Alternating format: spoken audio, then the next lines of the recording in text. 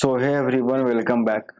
ये महाराष्ट्र में जो रेबिलियन हुआ है, जिसमें हम लोग स्पीकर्स का आजकल बहुत सारा आर्टिकल्स आ रहा है कि जो लेजिस्लेटिव असेंबली के जो स्पीकर्स होते हैं उनका क्या पावर होता है। अगर कुछ एमएलए हैं वो डिफेक्ट कर जाए, डिफेक्ट मतलब अपने पॉलिटिकल पार्टी को छोड़कर किसी दूसरे पॉलिटिकल पार्टी में जाना चाहते हैं या फिर उसके खिलाफ उन्होंने रिवोल्ट कर दिया है, तो जो महा विकास जो अघाड़ी जो गठबंधन थी, शिवसेना, ठीक है, वैसे पॉलिटिक्स नहीं इसमें जा जाएंगे, थोड़ा सा बता दूं। शिवसेना, एनसीपी और कांग्रेस का, तीनों का ये था गठबंधन महाराष्ट्र में। तो शिवसेना के कुछ रेबल एमएलए को शिवसेना पार्टी को छोड़ दिया और कहा कि हम इसके पार्ट नहीं रहना चाहते हैं।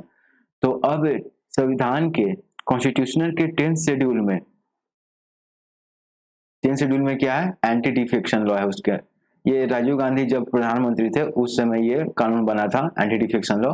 वैसे कई आर्टिकल्स भी आए जिसमें कहा गया कि इंडिया का एंटी डिफेक्शन लॉ काफी कमजोर है और ये उस चीज को पूरा नहीं कर पा रहा है, उस प्रिंसिपल को पूरा नहीं कर पा रहा है जिस पर ये बनाया गया था। यानी अभी भी इसका ऐसे वैसे यूज करके उसमें बहुत सारे तर्क भी दिया था, उसको बाद में डिस्कस करेंगे। लेकिन अभी देखते हैं कि स्पीकर का क्या पावर है ऐसे समय में जब ये सब चीज का जरूरत पड़ता हो। तो वैसे 52nd अमेंडमेंट एक्ट था और 10th शेड्यूल में इसको रखा गया था, एंटी डिफेक्शन लॉ को, तो ताकि विधायक या जो भी एमपीज हैं इधर से उधर पार्टी जल्दी ना बदलें वगैरह वगैरह जो भी हो। तो सबसे पहले इसमें दो इम्पोर्टेंट जजमेंट है। एक तो होलहान का जजमेंट 1992 का सुप्रीम कोर्ट का, और दूसरा नाम्बिया राबिया का जो केस है 2016 का। दो केस इंपॉर्टेंट है, तो दोनों बस दो ही केस मेन है और इसमें देखते हैं दोनों केस क्या था। तो सबसे पहले जो केस है हमारा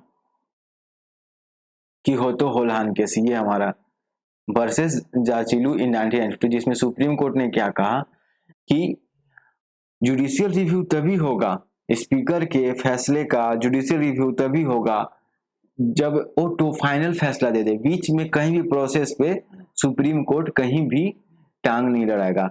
देखो यहाँ पर लिखा हुआ है, the court has allowed the judicial review, आप यहाँ देख सकते हो, the court has allowed the judicial review only once the speaker had made a decision and ruled out interference with the process। यही था कि होतो होलहान में 1992 में सुप्रीम कोर्ट ने कहा था कि कोई भी जुडिशियरी जो है, जुडिशियरी का बीच में टांग नहीं लड़ाएगी और स्पीकर के पास ही पावर है किसी भी एमएलए या एमपी को डिफेक्ट करना, यानी उसको बताना कि तुम एंटी डिफेक्शन लॉ के तहत तुमको तुम्हारी सदस्यता खत्म की जाती है, ठीक है, और जो भी हो उसके साथ हो। तो स्पीकर का फैसला अंतिम है, ठीक है। उसके बाद जुडिशियल रिव्यू हो सकता है ना, उसके बाद, लेकिन बीच में कहीं टांग नहीं लड़ाना है। तो ये था 1992 का कि होतो होलहान का, बस सिंपल ये है, ठीक है। लेकिन 2016 में एक केस गया, ठीक है, 2016 में एक केस गया और अरुणाचल प्रदेश का एक केस था जिसमें सुप्रीम कोर्ट ने कहा कि जो स्पीकर है वो तब तक एंटी डिफेक्शन लॉ पर,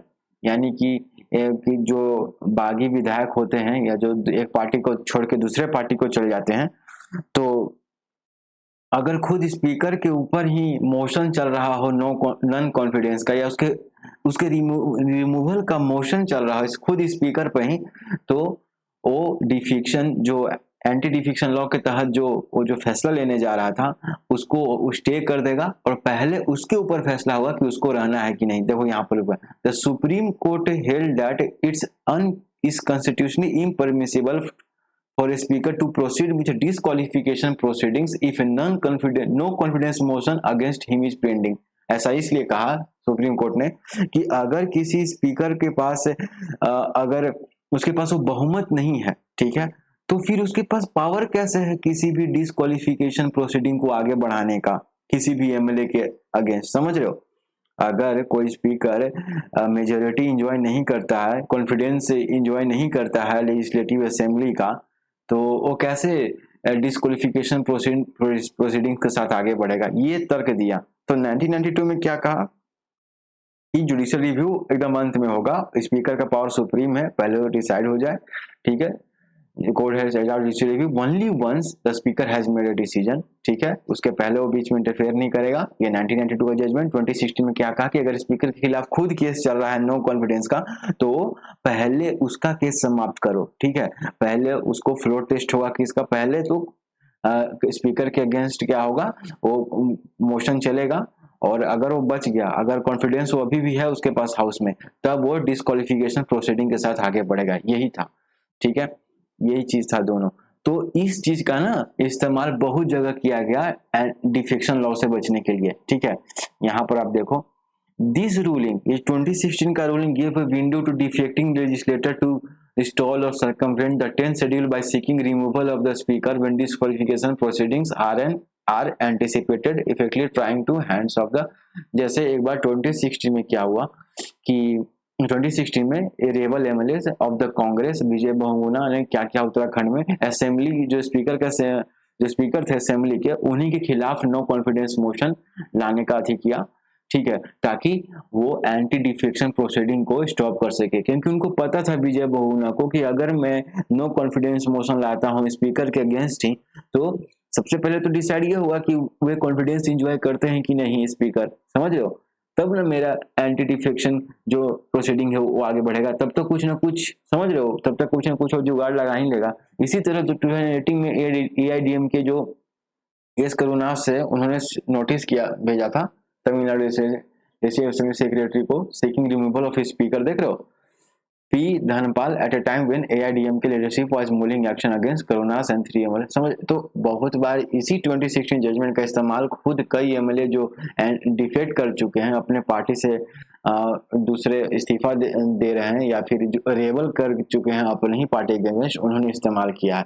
और एक फेमस ये भी है, जून 2020 में कांग्रेस के कुछ एमएलए थे, ठीक है, Congress in Manipur served a notice for the removal of speaker Y as 9 of its MLAs defected to the BJP। तो MLA defected to the BJP। तो इस तरह के काफी सारे इंस्टेंस देखे गए जहां पर स्पीकर को ही थमा दिया गया, नो कॉन्फिडेंस मोशन उनके नोटिस अति कर दिया गया एमएलएस के द्वारा, ताकि कुछ देर के लिए इंस्टॉल किया जा सके एंटी डिफेक्शन प्रोसीडिंग्स को। आर्टिकल 179 ऑफ द कॉन्स्टिट्यूशन कहता है कि speaker can be removed by resolution of the, यहाँ पर देखो मेजोरिटी, यहाँ पर speaker can be removed by resolution of the assembly pass by majority all the then members present of the assembly. यानी कि एक स्पीकर को हटाया जा सकता है अगर वो रेजोल्यूशन पास हो जाए असेंबली में, बहुमत से पास हो जाए, उस समय के प्रेजेंट मेंबर्स के द्वारा बहुमत से पास हो जाए। अगर नो कॉन्फिडेंस मोशन किसी स्पीकर के अगेंस्ट, तो स्पीकर को बर्खास्त किया जा सकता है, लेकिन ये 14 दिन पहले इसका नोटिस देना होगा, ठीक है। बाकी ये यही लिखा हुआ है कि क्यों स्पीकर को एक कॉन्फिडेंस होना चाहिए, हाउस का कॉन्फिडेंस होना चाहिए उसके अंदर, तभी तो उसको एंटी डिफेक्शन के साथ आगे बढ़ना चाहिए। तो ये चीज हुआ। तो एक तो 1992 का जजमेंट था और एक 2016 का जजमेंट था। ये चीज 1992 के जजमेंट में कि जुडिशियल रिव्यू हो सकता है, लेकिन तभी होगा जब स्पीकर का फाइनल क्या आ जाए, डिसीजन आ जाए एंटी डिफेक्शन को लेकर। 2016 का जजमेंट कहता है कि अगर स्पीकर के खिलाफ ही खुद चल रहा है कुछ, नो कॉन्फिडेंस मोशन अगर चल रहा है, तो सबसे पहले उसको निपटाओ। यानी नो कॉन्फिडेंस मोशन चल रहा है तो सबसे पहले स्पीकर चेक करो कि क्या वो कॉन्फिडेंस अभी भी इंजॉय करता है, तब आगे वो एंटी डिफेक्शन प्रोसीडिंग के साथ आगे बढ़ सकता है, तब तक नहीं बढ़ सकता है। तो यही हुआ महाराष्ट्र में।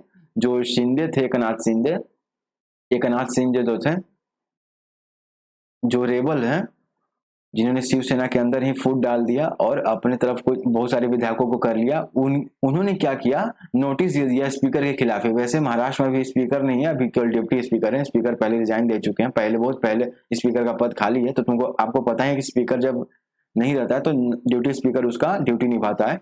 तो ड्यूटी स्पीकर थे, उनके खिलाफ ही प्रोसीडिंग ला दिया।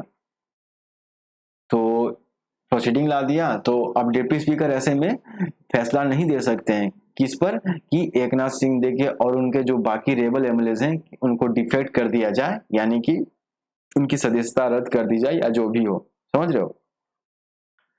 तो ये चीज था। और वैसे भी डिप्टी स्पीकर ने केवल 2 दिन का उनको नोटिस दिया कि इतने 2 दिन के अंदर ही बताओ कि आपका क्या कहना है उस बारे में जो आपने डिफेक्ट किया है, पार्टी को छोड़कर आप लोग गए हैं। लेकिन कम से कम कितना तो महाराष्ट्र के लेजिस्लेटिव असेंबली का अपना भी नियम होता है हर लेजिस्लेटिव असेंबली का, तो उसमें कितना 10 या 11 दिन का था कुछ, तो वहां भी कुछ प्रॉब्लम आया था। खैर अभी तो महाराष्ट्र में सरकार बन गई है, एकनाथ शिंदे सीएम है और देवेंद्र फडणवीस डिप्टी सीएम है। तो अब वहां पर ये एकनाथ शिंदे प्लस बीजेपी की सरकार है, ये गठबंधन है। एकनाथ शिंदे अब दूसरी पार्टी बनाएंगे या पता नहीं, जो भी हो। वैसे एक प्रोविजन ये भी है कि अगर किसी पार्टी के 2/3 एमएलए, ठीक है, या एमपी जो भी हो किसी पार्टी के, अगर डिफेक्ट कर जाते हैं, उस पार्टी को छोड़ देते हैं, तो उनको उन पर एंटी डिफेक्शन लॉ अप्लाई नहीं होगा। ये मान लिया जाता है कि ये जो 2/3 है जो लोग हैं ना, उनका अपना एक ग्रुप है और वे लेजिस्लेटिव असेंबली या अपना लोकसभा में भी उस तरह से प्रोसीडिंग आगे बढ़ा सकते हैं। ये एक प्रोविजन है 91st कॉन्स्टिट्यूशनल अमेंडमेंट के बाद, 91st कॉन्स्टिट्यूशनल अमेंडमेंट के बाद ये लाया गया था।